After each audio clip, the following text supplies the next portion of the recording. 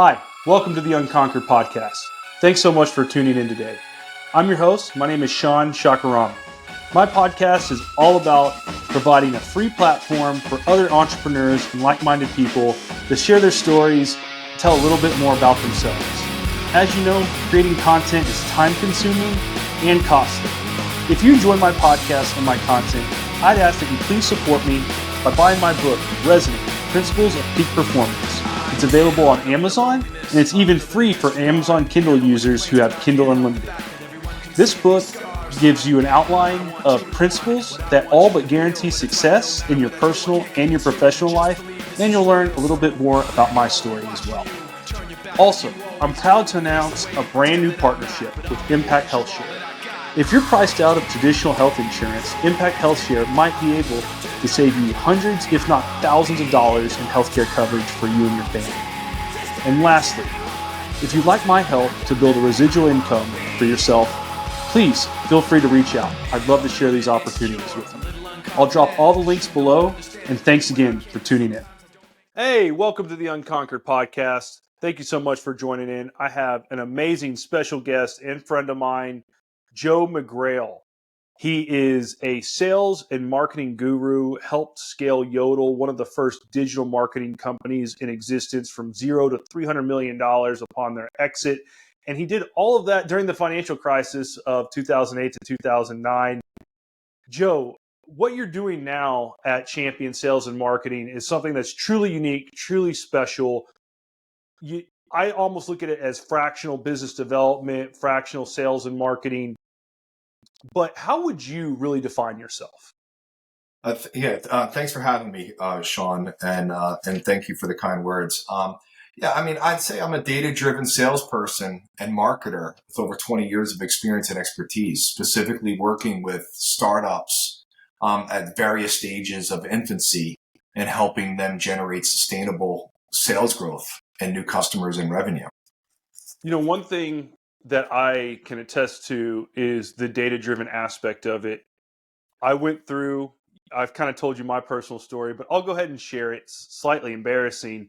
Is you were one of the first people to reach out to me using cold messaging on LinkedIn, and I ignored your message for a few months, went with cheaper, I'm going to put that in quotations, cheaper options that were AI driven and really had no benefits from these multiple subscriptions. Really, it was like an anchor on my business. Almost cost me my business, if I'm being completely honest. And if you remember, I kind of circled back to you based on some of the messaging and positioning that you use in that message. So in a moment, I want you to talk about the 95-5 rule, because that is what stuck in my mind to make me remember your message and actually circle back and use you to great success, because every paying customer that Opelio has really been driven from your Elvis framework. But where I think I want to go is one of the things that really differentiated you to me, that stuck out to me after I'd already felt the pain. Now, I will say I had to feel the pain of using the AI tools, of spamming what I thought was my target market. When you told me, hey, Sean, we don't need to send 1,000 emails a day. We don't need to send 5,000 emails a day. We don't need to send 10,000. That's what everyone else seems to be wanting to do. And it's going to only become more difficult because the rules are changing. But can you speak to a little bit about how your program is data driven in such a way that you can get real tangible ROI results for your clients, and you're only sending, in the beginning of our process, what were you sending, 100, 150 emails a day in the beginning? Yeah, that's right. Yeah, I mean, I think in terms of like the backdrop, so in terms of my methodology at like a very high level, if you look at a business's, a company's total addressable market, regardless of the complexities of the verticals or the industries, just the overall amount of just established targets that is available for them to actually work with and be able to deliver true value to, right? If you look at that landscape of that total addressable market, where I think that 95-5 rule is really relevant and is meaningful, is that in the context of outbound sales and marketing, particularly and our conversation is really in the context of young startups or young companies going to market, or young companies in various different stages of infancy. They have to operate in a really cost-effective way. So, and commercial dialogue and generating commercial meetings with prospects is what drives sales growth and sales momentum, right? So how can a startup cost effectively get to engagement, create commercial dialogue, and do it in a way where not only it's cost effectively, but do it in a cost effective way, but at a rate and speed that will enable the company to stay operational, right? So it's not just the cost, but it's the speed in which we're able to effectively engage these prospects. And when you take a step back and you look at that challenge of the 95-5 rule, essentially 95% of a business's total addressable market at any given time, when a salesperson reaches out to them and a new business team reaches out to that particular, any given prospect, they're not interested or not ready to buy at that particular time, right? So only 5% and it could be less, more or less, dependent upon certain industries and certain businesses. But at the end of the day, if only 5% of your target market is actually in a position or ready to buy, how can we effectively find that 5%? And traditionally, the way that young startups, the way that companies typically are looking at salespeople through the wrong lens to find that 5%. And they're looking at salespeople as lead generators instead of working opportunities and working the right deals and closing new business. And they're spending most, if not all, of their time spamming raw leads downloaded from filters off of lead data providers, where the efficiency rate off of that output, off of that effort is so inefficient, in addition to the obstacle of finding the 5%. So that's the reason why lead gen companies and salespeople fail, because they're unable to effectively find the 5% in a cost-effective way and at a rate and a speed that makes economic sense, that ties into the business model operationally to the organization. And I think just one of the last things, Sean, to mention is that there's a flip side of the 95-5 rule, and that's the 95%. So if 5% of our audience is not interested or ready to buy, if for sophisticated audiences, for startups, even if they're selling mid-market, enterprise, Fortune 500, Fortune 1000 companies, they're going to need to communicate and connect to their audience in an intelligent way. They're not going to just be able to create sales messages and sales cadences and brute force through the target demo and effectively generate engagement. So I'm sharing that or I'm mentioning that is because there's the huge asset of the 95 that most, if not all, of these companies totally ignore. And that's structuring your CRM and your database for the people that say, you know what, hey, Sean, I'm not interested right now, or quarterly, this doesn't make sense, tie into what we're doing. And for timing, whether they tell you or not, people that have been exposed and that are engaging with your audience, with your company and your value prop and your content should be segmented and set up strategically so you could target and connect to those prospects, that other 95%, and introduce them to value, like a webinar, to showcase the value of your organization and the advancements of the technology around their industry. Show them case studies, right? You have an opportunity to speak to them outside the concept of, hey, this is what I do.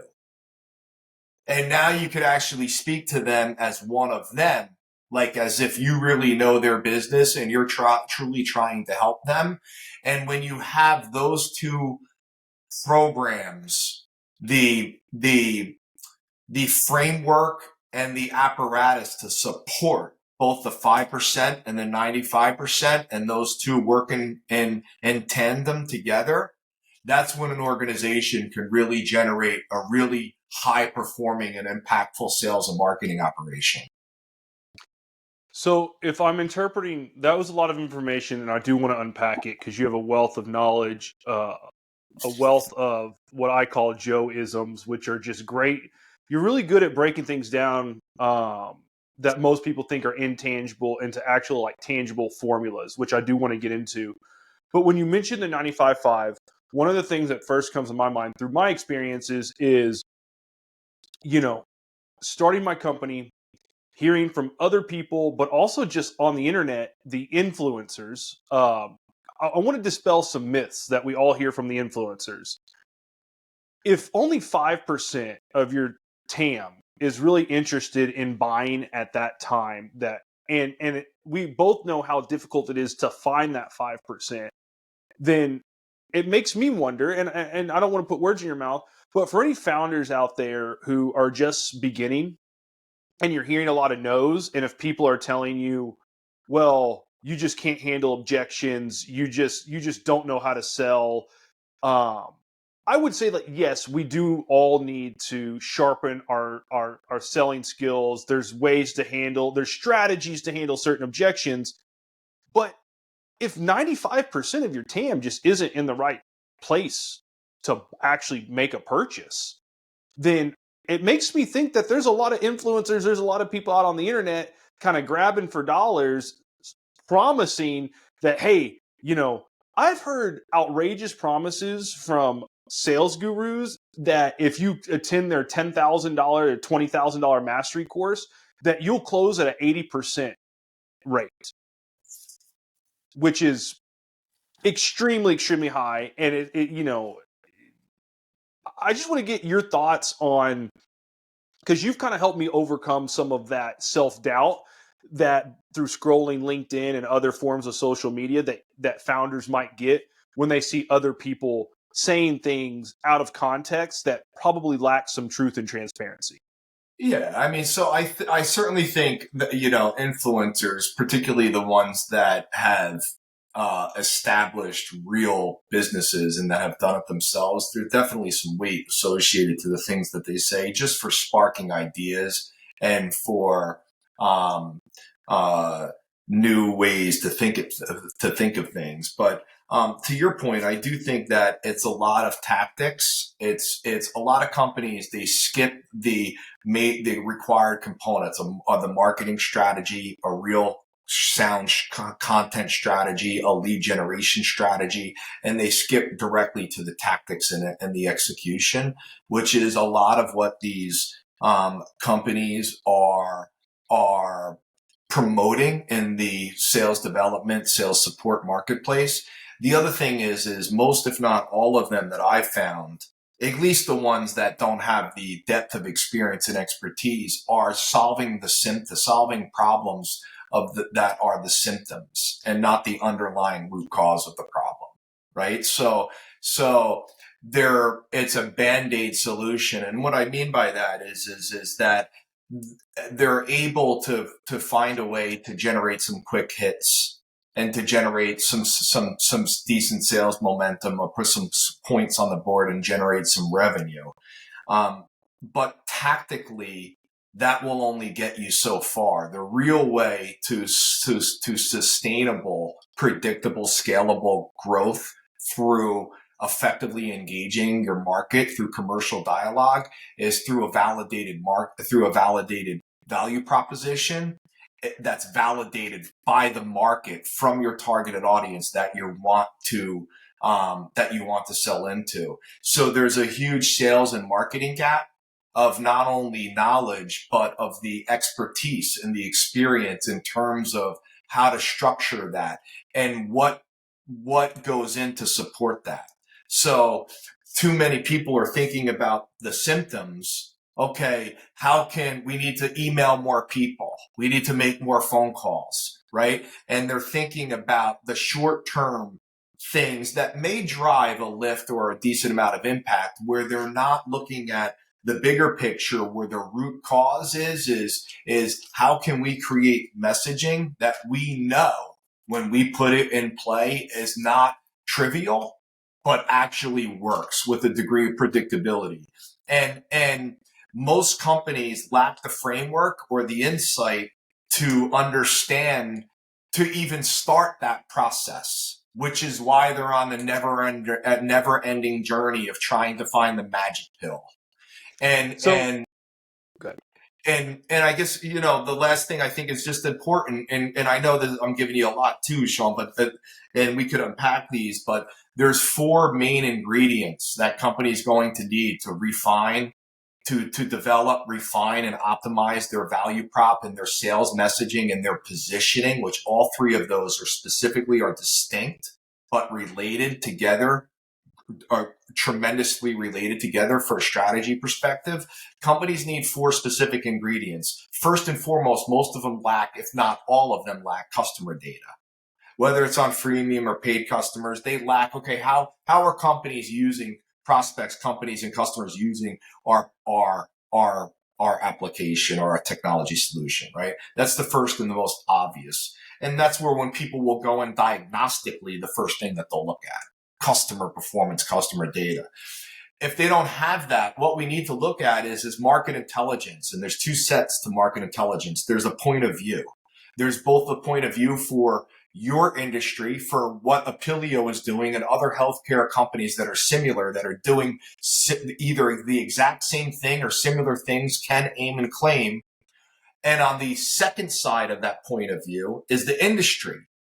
The actual doctors, how do they perceive Apilio in relation to the other competitors in the marketplace? So there's two components to market intelligence, the industry and the marketplace of the point of view. So you have customer data, market intelligence, sales campaign performance, right? Which is, okay, is our messaging resonating with our target audience? Are we connecting? To what degree are we connecting? Right? We could unpack certain performance ratios to better understand our targeting and our messaging. And then the fourth and the final component, which most companies are deficient in, is sales performance data. So when you get an actual contact, an engagement that accepted a phone call or a demo or a meeting, one of the most simple things to ask is, and which most people do not ask, is, why did you take this call? What motivated you to engage with me, to take this phone call? That simple question, which most, if not no one, answers right up front. And people will openly give a genuine, real answer to that question, which could enhance that sales performance data, is the insights that you learn with sales prospects on your sales calls, on your presentations and demos, so that you can take those four specific ingredients: market intelligence, customer data, campaign performance, and sales prospect data, to now develop, refine, and optimize the value prop, the sales messaging, and the positioning, to make sure that strategy is representative of those four ingredients and not opinions or what other people think. Yeah, so you kind of led me where I kind of wanted to go first, is talking about the validated value proposition. It was extremely important to go through your Elvis framework, which I will say, one of the reasons I asked you to define yourself is because I feel like one of the things that's unique and very valuable about what you do, Joe, is you wear a lot of hats. And one of those hats, at least in the beginning for me, was coach or consultant, because we went through a framework that you call the Elvis framework that requires level 3 thinking, and I was not in the best mental state of mind, so it took me probably a little longer than it should have. And we really thought deeply about, what is Opelio? How do we position Opelio? What is unique about Opelio? And all this stuff is very, very important. And the reason I bring it up is because without that validated value proposition, I'm not sure that any brute force, any type of outreach, whether it's cold or even warm, is really going to work because we are inundated every single day with thousands and thousands of messages. We already know of the hundreds and thousands of marketing messages we get, but we get messages from our spouses, we get messages from our kids, we get messages from our family, our friends. You know, open up your cell phone, you got text messages, you got emails. I call them ping, rings, and dings. Um, the human mind, we're kind of like in this.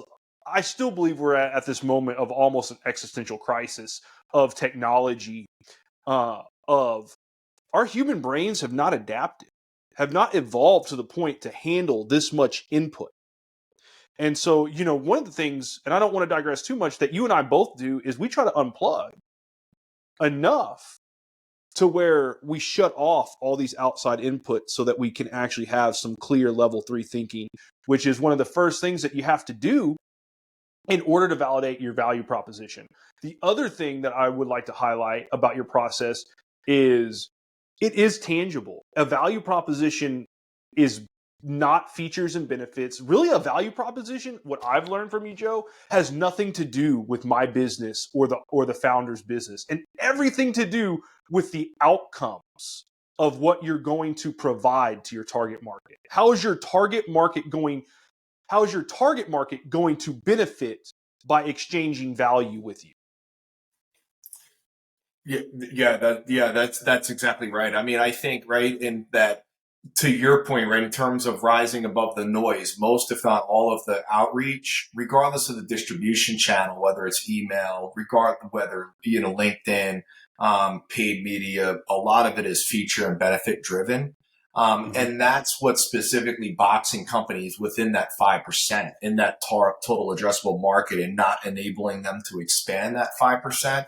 And to your point, a value prop, and it needs to be tied to outcomes, but it needs to be balanced. So what a lot of companies, what they're doing is they're taking the outcomes to the extreme, and they're using it with loaded statements or loaded questions. If I could show you a way to generate, you know, X, just making claims that, whether they're true or not, or believable or not, it just does not work with the level of sophistication and degree in the marketplace. So that's the importance of doing the work before the work, and gathering those data, those 4 specific data points, to really develop and test and validate a value prop in the market, so that you could not only find it in the structure that I've developed with Elvis. It's a very cost-effective way to find the 5%. But once you identify and validate a value prop, you can increase the 5% by getting people to engage with you that never thought about the opportunity, because you now struck a what I call, or Google termed it, the zero moment of truth. Some people call it an aha moment. But wow, I never thought of that. Let me give this guy, let me book a time with this guy and give him 15, 20 minutes to listen to what he's saying.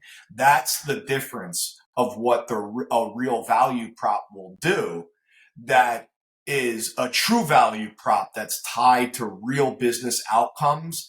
The other challenge, and I think you mentioned it, touched on this just a little bit. One of the unique in terms of, with my 20 years of watching companies operationally try to overcome these obstacles, I've united the strategy and the operations together. And one of the things that makes my business unique is that I can serve up a controlled environment. And what companies really need is they need the ability to test and to adapt. And and they, whatever their pitch deck is, the content, whatever it is that they're starting out, it's not typically what's going to be work and effective when they actually get to commercial dialogue and transactions, or new business, or new customers. You're going to need to iterate, and you're going to need to adapt, and you're going to need to use those 4 data points to really refine and optimize the messaging. So the starting point versus where you will ultimately wind up, will truly be very different in terms of the messaging. And I think depending upon how fast companies work, it typically will take 3 to 7 iterations of a value prop, leveraging those 4 data points to really get at a validated value prop, or at least one with a degree of predictability in terms of, okay, if we send this message to this target role, we'll at least know we're going to get some sort of performance or lift out of it with respect to our desired outcomes. Yeah. Well, so I'm a little disappointed though from part of your answer. Are you meaning to tell me that you cannot guarantee me 60 book calls and $3 million in my pocket next month? No, I can't. Yeah, I can't guarantee you that. I think it's funny that you say that, Sean, but because I think I get these emails, about 100 emails a week from companies that tell me they could grow my business by X amount or generate 30 to 40, 50 meetings a month. And I'm not representing that anybody's dishonest or a liar, but I think that if it's not that, they're naive, particularly in a startup or a young company in that environment. Particularly for a sophisticated and for complex solutions, technology. It's not something where you just set it up and and are able just to get people to raise their hands and want to learn more. And I think it's very true. Just as if startup founders find a perfect customer and opportunity, that it's not a straight line, that there's going to have to be some creativity and some work in terms of it's going to be a lot more complicated and work, even with the perfect fit with the perfect customer when you're a young company. Yeah. Yeah. And so one of the things that's great though about the value proposition and the controlled environment kind of leads into the next step of the program, which I really appreciated, which kind of cycles though, because we still got to keep validating, we got to still keep working. But you get a validated value proposition, you get in the controlled environment, you get market feedback. One of the most important lessons I learned from you, Joe, and I tell it to anyone who has just the 2 seconds to ask me for my advice or listen to me, who's a new founder, entrepreneur, is learn from the no's. And what do I mean by that? When someone tells you no, ask them why. Hey, Joe, I really appreciate you spending time on the phone with me today. I understand that you don't want to move forward with our services. Look, I'm a new business. I'm really trying everything I can to self-evaluate to improve my performance. Could you just give me a little bit of insight as to why you said no today, so that I can make myself better for next time? It really is as simple as that. Yeah, I mean, I think that there's a lot of that's stylistic. I mean, there's a lot of style that goes into that, but I think that's important in terms of, I mean, it would be nice. It's hard to do on the engagement front for people that say, hey, I'm not interested or I'm not even willing to take a demo or to explore the opportunity. So it's hard to learn from that perspective. If they don't share the reason why, but particularly for companies that have engaged with, if most of them are being ghost salespeople in particular, they're not setting up the calls in the right way and setting the relationship up in the right way, which is a result of that, which is one of the problems, the symptom to the problem, not the underlying problem, right? In terms of that specific obstacle. But I think every single company should understand clearly why. If you actually spoke to somebody and you presented them and you think that you could help them and they're no longer going to, or at the time they're not moving forward, every founder or every salesperson should understand clearly why, to your point, they're not moving forward. And that's just as valuable, if not more weight, than why did you take the call? Yep. Right. They're different depths of knowledge in terms of how those answers are going to impact and enhance the sales and marketing operation. One's on the front end, the other is more in this actual sales process. One's more actually getting to engagement, effectively getting, courting customers. The other one's more in the sales process. But yeah, that's a big, huge void. And stylistically, one of the things that I ask guys is it's really important for me to really understand the decision that you make. And I would love for if you could just share with me exactly the decision that you make and why. So that way I can learn from our experience. And even if you do that, not working with me and sharing that with me is a win in my experience. And if you make them feel comfortable up front and setting that stage, the prospects, people will share that type of information with you. And that's invaluable to improve the performance in terms of, and that's sales performance data, Sean. Mm-hmm. Yeah, which is important because we want to get to a point where we have a degree of certainty, right? We know that these segments that we have through your targeting of the total addressable market, we know that this messaging is validated. We know that if we send 200 emails, we can expect to get a click-through rate of X%, a an X amount of number of book calls or demos. And then over a little bit of time, once you have that math down, you should also understand, okay, out of the calls that I'm able to get or take, what's my close rate? And, for me and my company, we're really trying to shoot for a 40 to 50% close rate. Now, part of that, it sounds high, but part of that is also based on the positioning and the messaging in that typically anyone who gets on the phone through the process is already fairly qualified just based on the initial messaging. So to have a higher close rate like that makes sense. Well, I mean, yeah. So, I mean, from a business operationally, I think a lot of the young companies, they're looking at, okay, they're thinking, how many meetings did we get? And how many of those convert into an opportunity, which is obviously really super important. But what they're not tracking is the business metrics that actually are driving results, the ratios and the business performance metrics. And that's the sales performance metrics. And what that gives companies the ability to do is look at the overall picture and individually separate the parts, the components of the sales process to understand what levers they could go in and pull to optimize to increase the efficiency and the output. So, I'll give you an example of just a few metrics that are on the front end prior to a meeting rate or prior to an opportunity rate or opportunity ratios, which companies are tracking pretty accurately. Opportunity rates and closed won rates off of the opportunities is contact to lead to contact ratios, right? That's an important metric. How many leads are we able to contact? Contact to live conversation ratios. How many contacts actually turns into a meaningful meeting? Live conversations to demos, to meetings. How many of those live conversations converted into a meeting?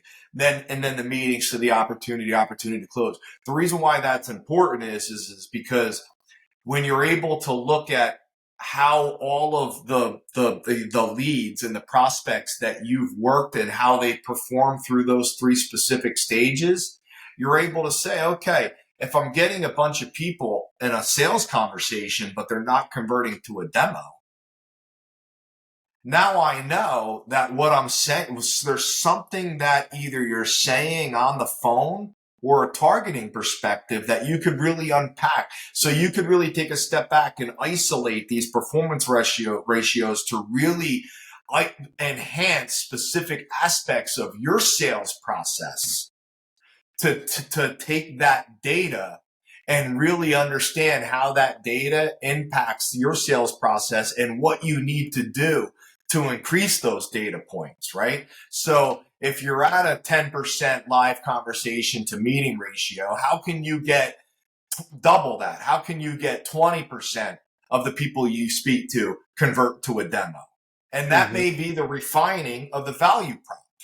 Yep. Right? And that really gives you the ability to really unpack the underlying root cause of the issues that will generate results. Correct. And that's that is extremely important, because in any business, especially a startup, outside of revenue generation, what is everyone in the world looking for? Certainty. You need some degree of certainty, right? Like, as an entrepreneur, this is, my primary source of income. And my daughter likes to come home and remind me that, Daddy, we haven't been to the Princess Castle since December. And thank goodness it's only February. So for people who are watching that might not know, Princess Castle is what she calls Disney World.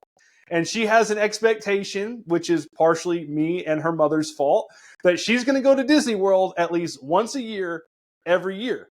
And let me tell you, Disney World isn't exactly the most cheapest. It's the most magical place on earth. It is not the cheapest place on earth. And, I'm a little bit joking, and we're very blessed.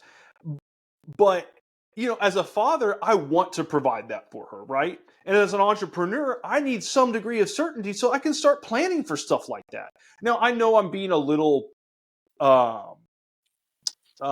flippant, and I know that, there are way more important things in life than taking your daughter to Disney World. However, my point is, in business, in life, everyone is searching for some degree of certainty so that they can plan, they can budget, and really the human brain needs it. I don't want to get into all the neuroscience about it. The right now we have epidemic levels of worry, anxiety, and depression. And really, almost all of that is driven from a feeling of uncertainty about the future. So, Yeah. I don't want to digress this conversation, but my point is, using your service, working with you, putting in the hard work, putting in the next level, the level 3, the flow thinking, getting in that state of consciousness where you can remove yourself from outcomes and be okay no matter what. Like, you and I have gotten into it. It made us closer, but as a founder, as an entrepreneur, you really have to ask yourself and look in the mirror and say, like, my message isn't resonating, and guess what? It's my fault. And even if it's not my fault, I have to take responsibility and Yes. find a way to fix it. Yes, I do believe. Yeah, the onus is definitely on the founders. I think you bring up a good point, Sean. I think there's a few things too, just to mention, that are worthy or notable in terms of some nuggets for takeaways for people that are listening. But in terms of like my work, I'm not building a website or marketing collateral that we all step back and we feel great about, and we're able to have a drink or smoke a cigar and take a look at it and feel great about it and get some camaraderie around that, right? The work that we're doing is hard and it's complicated and it's not easy. And Nuance, yeah, challenging. all of that. And it could come across or sometimes feel contentious, in terms of my client facing meetings. And that's just a combination of variety of things: passion, lack of experience and expectations, and a variety of different other things. But I think that's where you and I may have bumped against each other a little bit, in terms of, right, when we're both trying to solve a hard problem, all right? Mm-hmm. And that when hard problems arise, people get frustrated, and their attention span, especially for the level and the degree of work that needs to be put into the development and refining and the iteration of the value prop. That's a dual exercise that needs to be done, in combination, not only with that I do on my end and the behind the scenes, but with the actual my customers and clients as well. But I think the last thing to mention is, I think for the most part, founders, in terms of the framework, it's not that they don't know where to start. They don't know which activities are going to generate the biggest revenue. and that generate the biggest impact. So I think there's three types of activities. I shared this with you before: revenue generating activity, activity that's going to influence revenue over time, and non-revenue generating activity. Founders spend too much time on non-revenue generating activity and activity that's going to influence revenue midterm, long term, like PR, Mm-hmm. sending news and announcements out on the wire, right? Mm-hmm. That's not going to generate any tangible real revenue or meaningful impact for the company in terms of the first component, revenue generating activity. Yep. So prospects need to, or excuse me, startups need to understand those three different types of activities, be able to really understand, allocate as much of their time. There's obviously importance to those other components, but you want to spend as much as time as possible in revenue generating activities in the beginning. And that ties into a framework of working not just trivial activities, but activities that are going to generate meaningful impact, or at least the opportunity to test and learn from the trivial activity. And that's one of the challenges in terms of the framework. Companies don't have the framework to not only understand what is going to drive the biggest impact, but where to start.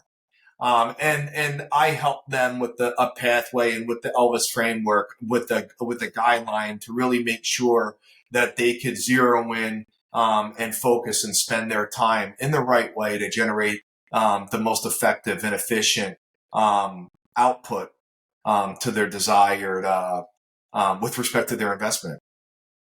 Right. And so I want to go ahead and be transparent and somewhat vulnerable to help other people not make some of the mistakes I made and answer your question. I can tell you why, at least for me. And I think if people are being honest, it's going to be similar because Dan Kennedy, the godfather of magnetic marketing, which is, I would say, you fall under his philosophy, his umbrella.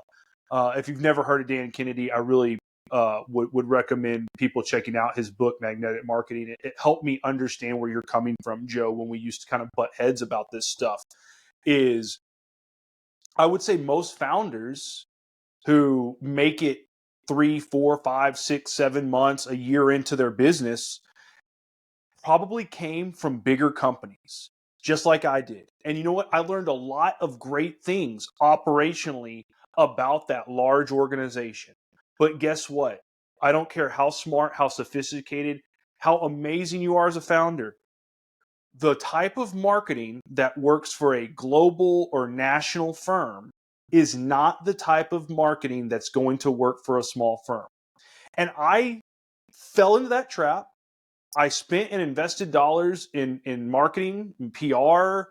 I've been in on the Nasdaq. I've been in Yahoo Finance. I've been in these healthcare journals. And you know what? I've been a writer my whole life. They are well written, articulate, sophisticated articles. And I'm going to be completely honest with you, Joe. I cannot tie $1, not $1 of revenue to any of that PR stuff. Yeah. Now, you know, but you live and you learn. The fact of the matter is you just have to get real smart about where you're going to spend your time. And that's what your Elvis framework really helps people do, is get real smart where they're going to spend their time, where they're going to invest their dollars, where there's going to be a return on their dollars. And the other thing that I like about the Elvis framework is we talked about the challenges. We talked about how it can breed some frustration, people get passionate, but you're also able to distill business and sales into some pretty simple formulas, which I love your formula of, business is quite simple.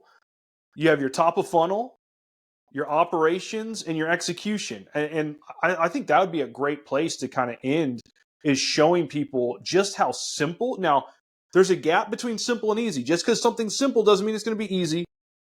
But really, starting a business is simple. And if you kind of follow the framework that you lay out, no one can guarantee success, but you're probably going to have a greater chance of success and commercial viability. Definitely, man. I think that's a great way to end it, or in terms of looking at it, then in that light, because you are right. It really is easy, as complex as challenging and as many complexities as that there may be. It really ties down to just three things, and it's really just three simple things. It's a business model. It's a top of funnel problem that most companies will have one of these problems or all three, and particularly startups. The top of funnel problem, right? How can they effectively engage in a sustainable way, right? Any squirrel could find a nut, right? How can you engage in a sustainable way and effectively in a cost-effective way get to engagement with your targeted audience, right? That's the targeting top of funnel problem. That's the number one problem. The second problem is a business model problem. A lot of companies, particularly startups, are guilty of building solutions that people are. It may be a problem, but it's not a problem where they're motivated enough to solve. So, and that's just an example of the business model. There's so many different ways or different challenges of just that second component of the business model problem. And then the third and the final problem most businesses have, at the end of the day, there are only three problems: top of the funnel, business model, and close rate. Their close rate. If they could isolate those three specific things, all businesses will be on the path to the promised land in terms of new revenue and customer acquisition. I love it. And I love your time with the Promised Land, because I also have a faith-based podcast. Third episode of my faith-filled entrepreneurship sermon is coming out, and it is on the Promised Land. So I love it. How many of these podcasts have you done resonate? I think there's 7 or 8 on the faith-based side, which is called Faith in Motion. And for the Unconquered podcast, I think did 10 episodes in season 1. So, and then this is 2, so 12 total now. Oh, wow. Congratulations. Yeah. So we're growing. We're staying participating over the hump. Yes. We survived. And hey, Joe, man, I really appreciate you coming on. Guys, if you're a founder, entrepreneur, or just business owner, you want to learn more about Joe, I'm going to drop his website and other contact information in the links when I post this. Please don't hesitate to reach out to him. He can definitely help you grow your business, acquire new customers, and really just give you a framework for success into the future. I wish you all the best. Thank you for tuning in.